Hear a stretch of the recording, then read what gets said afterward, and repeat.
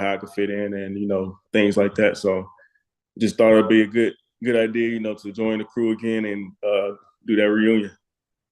Yeah, and speaking of reunion, I know Matt House is a guy that you've been close with, and he's back with the Chiefs. I wondered if he'd contacted you and what you guys, excuse me, what you guys had talked about if getting back together with the Chiefs is part of it.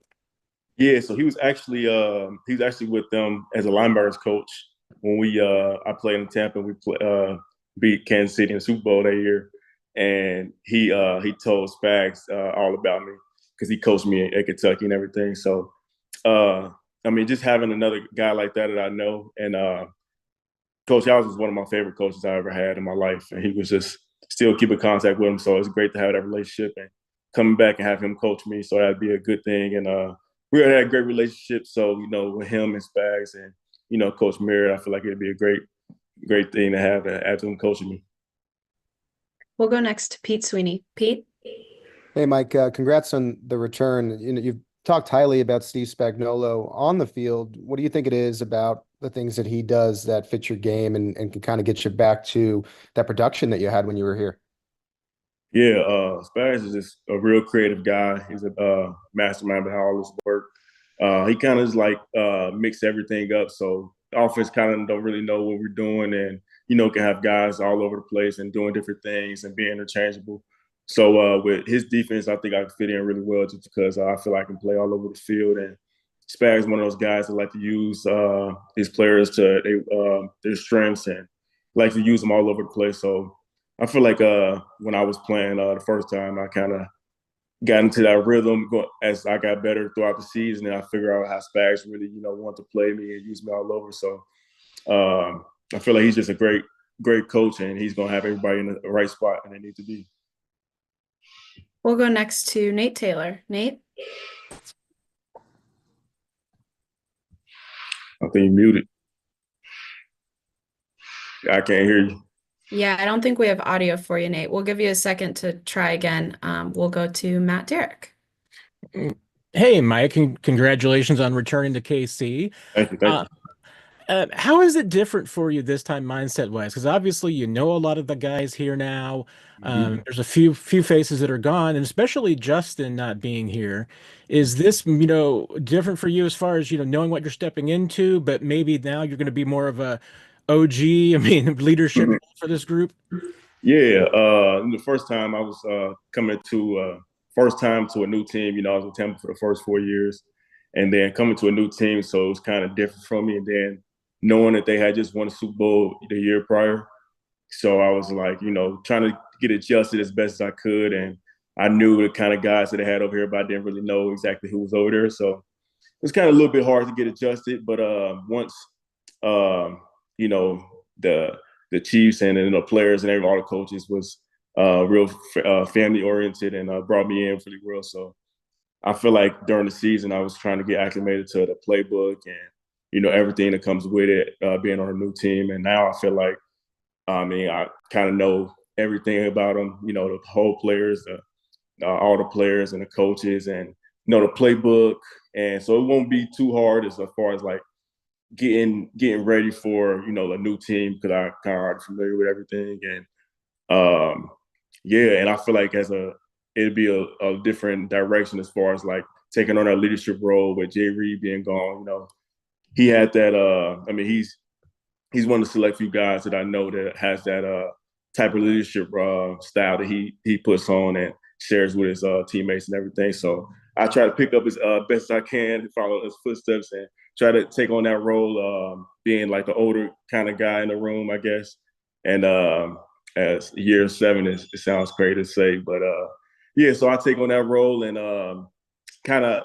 I feel like I can do that just because I have I feel like I had a respect from the coaches and my fellow teammates and knowing the playbook, like I said, and trying to get on that role as best as I can. So as soon as I get there day one, to try to take on that role for sure. We'll go back to Nate and see if we've got audio now. How are we looking? Still can't hear you, Nate. Sorry about that. We'll go to Todd Lebo. Hey, Mike, can you hear me? Yes, sir. All right, here we go. A couple things. First off, what did they talk to you about, a role this year? Did you get that deep into it? No, not yet. Not yet. It just got signed, so haven't really got in too depth about it. But like I was telling her, it's like Spags. He has a plan, so you never know what he might bring up, what he might have planned. So just to be ready for whatever it may be, whatever they want me to do, I'll be ready for it. So that's all I can say. And you mentioned, time is flying by, right? You're already 7 years into this thing. What did Right. you learn this past year about the business, about yourself, when you were on a couple of different teams, and now you're coming back to another one? You've already been on the same team twice, a couple of times now. What have you learned about the business? Yeah, man. It's a business. I would just say it definitely humbles you. You definitely have to stay humble, stay grounded, and just appreciate what we gifted. I mean, everybody is around the league it's only select few guys that is on the roster. You got 53-man roster on 32 teams. It's a select few guys in the world that plays at the highest level. So I feel like this past year, even after Kansas City, it was just it just opened my eyes to like how grateful I am, and just how much hard you got to work and everything. So never take anything for granted, and that really just made me work even harder. And definitely this year, I'm the hardest working. This is the hardest working year for sure. Looks like we have one more for you. We'll go to Nick Jacobs. Nick? Kelsey, I have a follow-up if I can, please. Mhm. Mike, you said you're going into year 7 here. From the time you got in the league until now, how have offenses evolved and what's been different about them in this progression? Yeah, I would say when I first got into the league, it was kind of like a little bit of balance of like more traditional quarterbacks, traditional style offense, running the ball a little bit more, not really airing it out as much. And then I really felt like that Super Bowl year we played in Tampa, in Kansas City, Patrick Mahomes throwing the ball 100 yards in the air, the Tyreek Hill and stuff. That was a crazy offense to defend. But I don't know. I feel like the offense is just kind of more pass heavy, more I would say. But can't really say it really changed too much. But I feel like the defense got a little smarter, playing a little too high safeties and trying to make the offense drive the ball down the field rather than give up explosive plays. So I feel like the offense kind of got to work around the defense a little bit more now. And with the draft coming up, I'm curious for you, what was the weekend like for you whenever you were, getting ready to go into draft week? Stressful. My agent told me, I remember he told me I shouldn't be worried because I'm getting paid and I'm going to be on the team and I should be happy. And which I was happy. Like I was telling him, it's only select few guys that get drafted in the league and everything. So I was definitely excited, but it's a nervous feeling because you don't know if you get drafted. Some people knew, but I didn't know if I was going to get drafted day 1, day 2, day 3. So kind of just waiting around. But it was a great feeling. I was definitely top 3 days of my life for sure is getting drafted, no doubt. Well, thanks, Mike. We appreciate the time and welcome back to Kansas City. That's all we need from you. Thank you. I appreciate it. Yeah, I'll go ahead and kick you out. All right.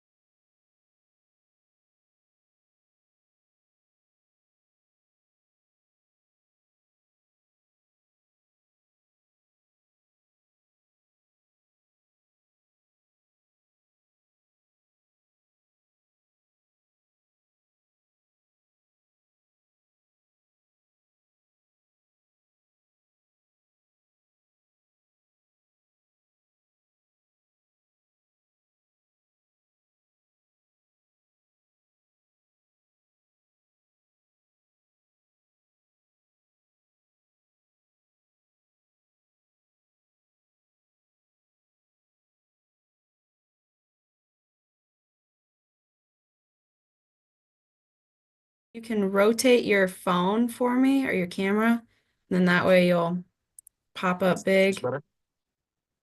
Yes. Do you have your orientation lock on? Like, Yeah. yeah. Sorry. There we go. Now we're looking good. Well, perfect. We'll have a few of our local media members ask you some questions and we'll get you in and out of here. All righty. Sweet. We'll go first to Jesse Newell. Go ahead, Jesse. Hey, J-Rob, how's it going? Pretty well. How about you? Hey, good. Can you just say your name real quick so we get it right pronunciation-wise? Janarius Robinson. Janarius? Okay. First off, how did you know the Chiefs were interested in you, and what do you think about your fit? And Kelsey, I'll have a follow-up. So when free agency started, my agent was in contact with the Chiefs throughout the whole process, and it came down to last week, and we came to an agreement that that was the best place for me to be at this moment. Great. And I know that a lot of people have talked about your wingspan. I guess how much of that do you think fits in with Spags? I know he really likes his long defenders on the defensive line. I think that's a perfect fit, just to be long and athletic, be able to move and bend around the edge, and also play around within the run game. It means a lot to be a defensive end in this National Football League. We'll go next to Nate Taylor. Nate.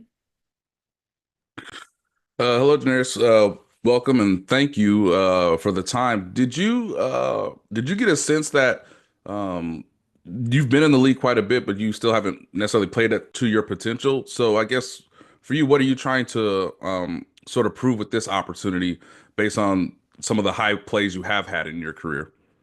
First, I just want to give a special thanks to Mr. Hunt, Brett Veach, and then Coach Andy Reid for giving me this wonderful opportunity here at the Chiefs. It's just about coming here, willing to work, put in the time and necessary things to put myself in the best position to reach the potential and be the best player that I can be, and go out there and show what I can do.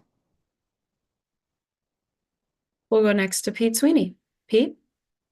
And Kelsey, I'll have a quick follow-up. A lot of people that come here, especially along the defensive line, talk about Steve Spagnuolo and Joe Cullen. I guess what is it about those two guys specifically that feel like, okay, they can maximize what you can bring to the table? Just over their career and over the years of them being coaching, just seeing how the defense play and the scheme that they're in. Just I feel like I'm a perfect fit for that. So that's ultimately one of the reasons why I decided to come to the Chiefs. And to just come out here and just play hard and do what I need to do and play within the defense to put myself in the best position at this point in my career. And this is sometimes a question we'll ask to folks who have played in the division. I guess, what does it mean to not have to defend against Patrick Mahomes and Andy Reid and all that they deliver? Very explosive offense, great quarterback. So it'll be a pleasure to be on the good side of things now and not having to chase him around and the Travis Kelce and the Mahomes thing that they have going on. So it'll be good to be on that team and to see that happening. It's just a wonderful opportunity to be part of the Chiefs. We'll go next to Todd Lebo. Go ahead, Todd. A couple of things. First off, you've been around the league a little bit. What were your thoughts of Kansas City from the outside? You have any friends you played with for the organization or anything? Yeah, I know a handful of people on the Chiefs team that make the transition a little easier, coming to a team where, a new team or whatever. But like I keep saying, it's a wonderful opportunity for me and to also thing that you've learned over the years to do that, to make it a smooth transition. I mean, what have you learned through the different places you've been? Just coming in willing to learn and willing to build friendships and relationships with people within the building and within the team. And I think that's what really makes the transition very easy. We'll hear from Nick Jacobs next. Nick? I just got one question for you. What do you remember about your draft weekend? Like when you got that call, when you're going to get that chance in the league, and what did that mean to you? And it meant a lot. Something that I've been chasing since I was little. Just growing up playing Little League football. My uncle was over the Little League program. So it's something that I've been doing all my life. And for, a childhood dream to come to fruition, it really meant a lot. And it was a very special weekend being around family and, friends and just taking it all in and then getting a wonderful opportunity back in 2021 to go to the Vikings. And, that's really just a childhood dream that came true. So it really meant a lot. It was very special. We have one last question for you. We'll hear from Matt Derrick. Go ahead, Matt. Hey, Janarius, welcome to Kansas City. I had a couple of questions for you. One, Okay. you've had some bad luck with injuries. How do you feel right now, and what have you been kind of doing in this offseason getting ready for 25? I'm 100% right now. I feel good, body feel good. Healed up from nicks and bruises or whatever the case may be. And just ready to go to Kansas City and just show what I can do and put it all together and be the player that I can be. You've also had to kind of, you know, you've bounced around from team to team, and you really haven't had a chance to, spend an entire season off season with the team and then spend the season with the team because you've been signed by other clubs at kind of the beginning of the year. What would be that opportunity for you to at least, be with the Chiefs through OTAs, training camp, and go into a season? I mean, is that kind of, would that be important to you as far as just kind of breaking through? Yeah, that's very important, and I think that's ultimately why I made the decision right now to come to the Chiefs just to get an opportunity to go through OTAs, the off-season program, learn people, learn the playbook, build friendships and relationships throughout the building, and also to get a whole training camp as well. And I think that's very important to have to be in the building and get team camaraderie and to be there a whole off season to build that up so where back in September, October when the live bullets is flying, the person is able to trust you and you know that person. And, it's a little different when you been around in the building and learning people and been around in the off season. Thanks so much for the time. We appreciate chatting with you. I appreciate you. Welcome to Kansas City. Appreciate it. Thank you. Mhm.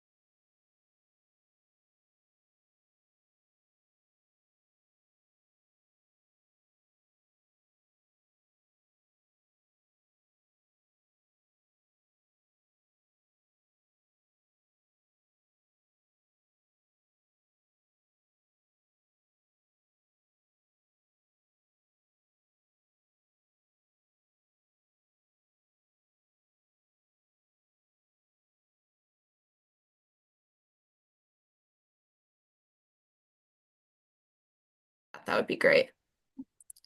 Perfect. All right, we'll start with Adam Teicher. Go ahead, Adam.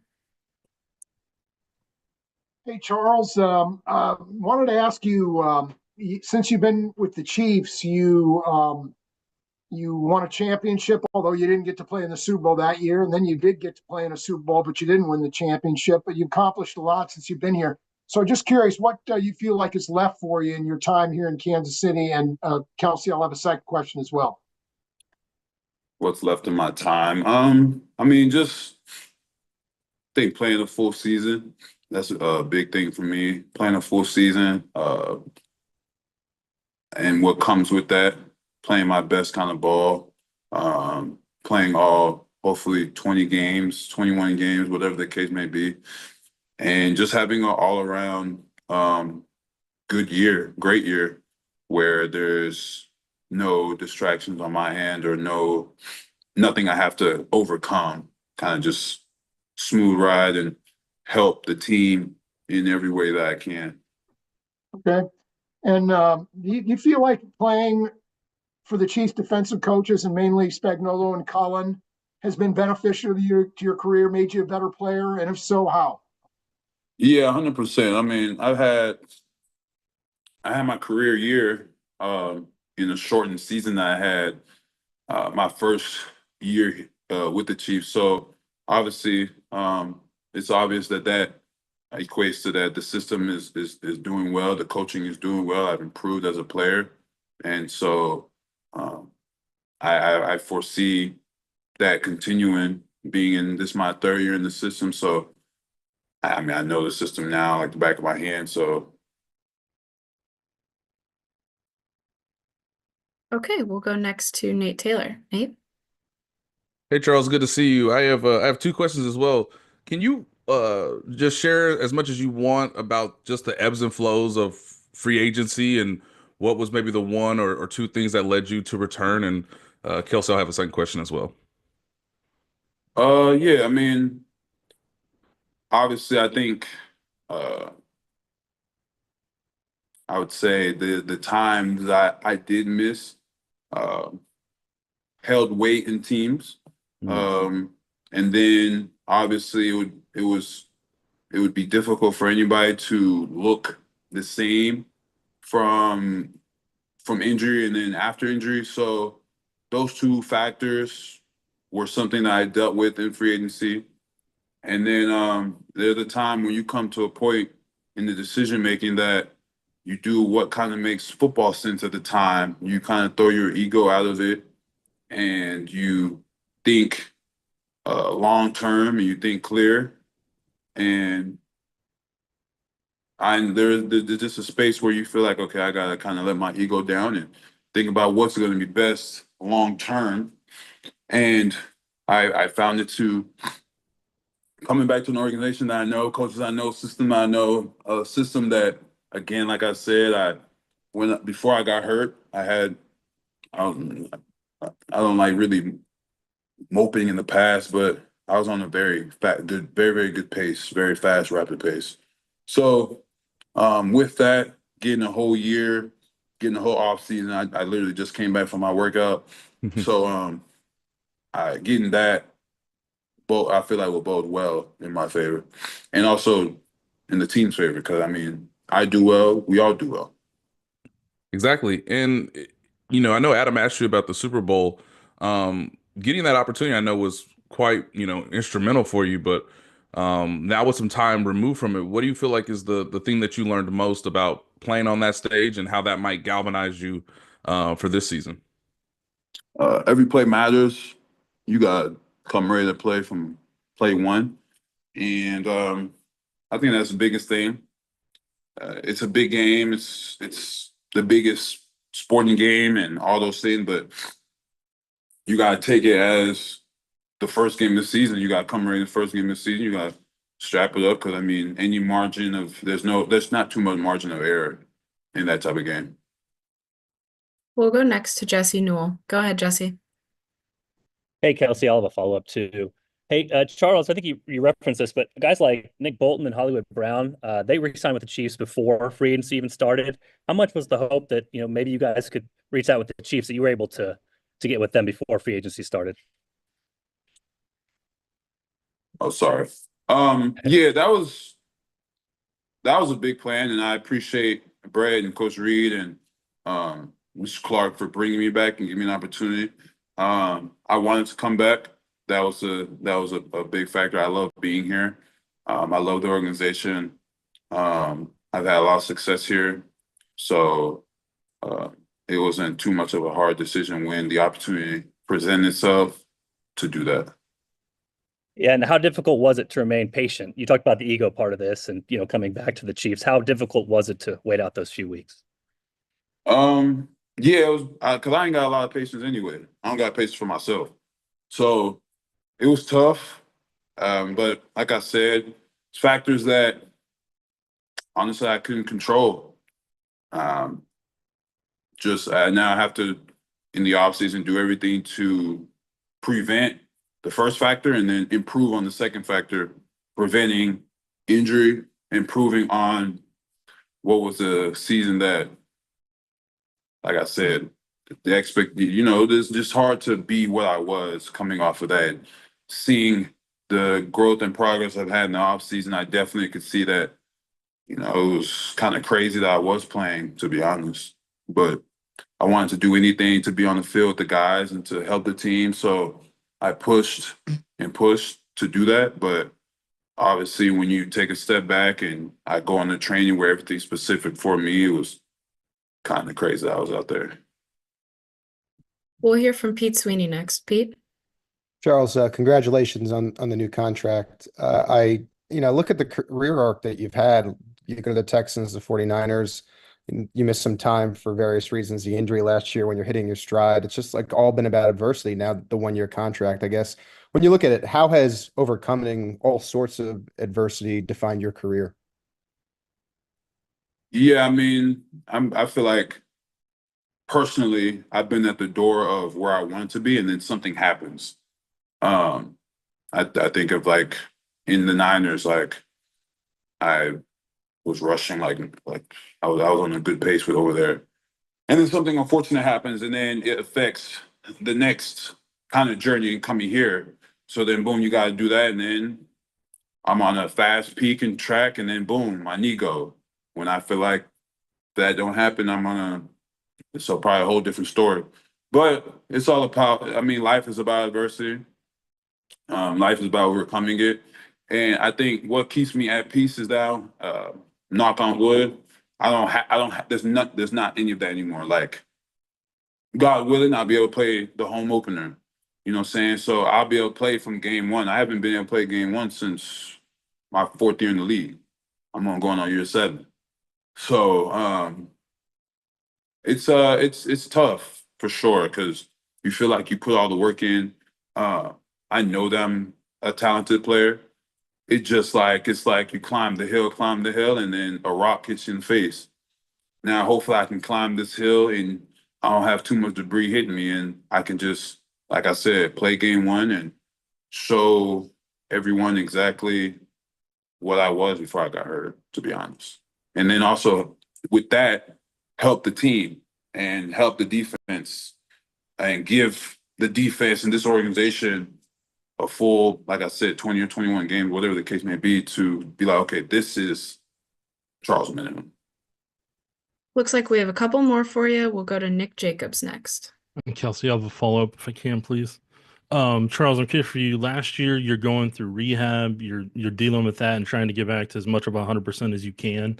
This offseason, what kind of perspective has it given you to where you may not necessarily in the past, you may have taken it for granted, or somebody who's had an injury takes it for granted, but this time you get to just kind of focus on truly getting better, not just having a rehab? Yeah, I mean, it's a difference. Rehab is like just trying to get you to the point where you can. Now I'm to the point where I'm like, okay, I know I can lift these weights. I know I can do but now I need to get back to the guy that like I would impress myself in some of the stuff I would do. The explosiveness, the power, the strength. So I mean, it's good. And I mean, I work out by myself. I think that is another thing, just being very attentive and everything. I have 3 people watching me when I'm working out all times. Not because I like it's like on some prima donna stuff, but it's like when I've had this injury, I don't want any little thing to be taken for granted or not seen. So I'm gonna work hard. And then the people around me know me. They understand me, and they know what I'm chasing. They know where I'm coming from. They know they've seen me at the bottom, and like I gotta climb myself back up to where I felt like I was again, like I said, at the reaching the peak of my game, reaching like what exactly who I knew I was as a player, or I am.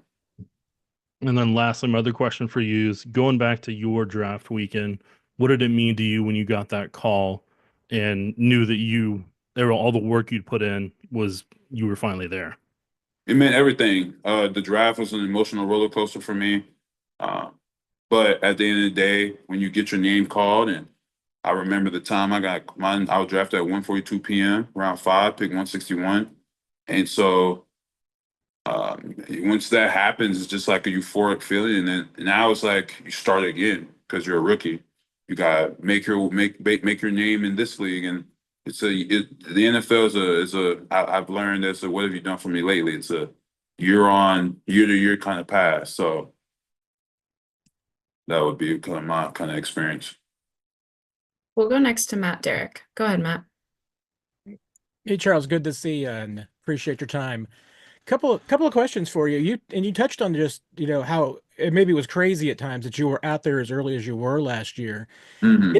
Getting to play those 9 games, do you feel like they were valuable to you as far as getting you ready for this season and knocking off some of the rust and even self-doubts that you have about the knee? And did you have any moments that, you kind of pushed through that, let you know that you're going to be okay? Yeah, I think it was beneficial for me to play those 9 games for myself. There were the couple games where I felt like, okay, if I'm not 100%, I know I'm where I can affect the game and be good. But seeing that and then seeing where I am now, I definitely can tell that like, okay, the improvement is going to be very noticeable at the beginning, like training camp. Like you'll know, I'll personally be able to tell, and probably other people be personally be able to tell. Okay, like yeah, this is different. Then as far as like doubt, I really didn't have doubt. I really wasn't thinking too much about it, to be honest. Like once you're out there, if you think about it, you're gonna have a misstep. So when I strapped it up and played, I was out there. We have one last question for you. We'll go to Todd Lebo. Todd? Hey, Charles, you mentioned a little bit about the Super Bowl and how, play every play and all that stuff. Has that game stuck with you? If you guys, your teammates texting, talking about it? I mean, what sort of a motivational factor you think that will be for you guys this year? Nah, you gotta close that chapter. You gotta close that chapter and move on. And you watch it and use it as a lesson and not motivate. You can't just be stuck in the past. The motivation is to get back to the top. Everybody start off at ground zero. So the motivation is to get back to the top, no matter how you ended the season before. Thanks so much for the time, Charles. We appreciate having you on, and welcome back to Kansas City. Appreciate y'all.